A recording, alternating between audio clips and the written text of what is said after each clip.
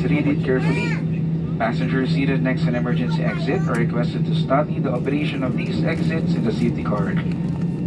Should the need arise, there are fire extinguishers inside this aircraft. Operation of these devices are shown on the equipment itself. As this is a non-smoking flight, please do not smoke throughout the flight. Smoking in the toilet will activate the smoke alarm. Tampering of the smoke detector is punishable by law. Thank you.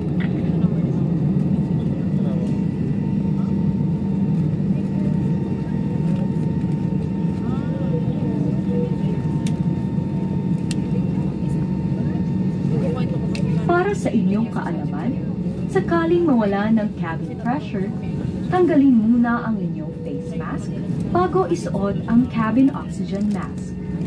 This is an important announcement. In case of loss of cabin pressure, you must remove your face mask before using the cabin oxygen mask.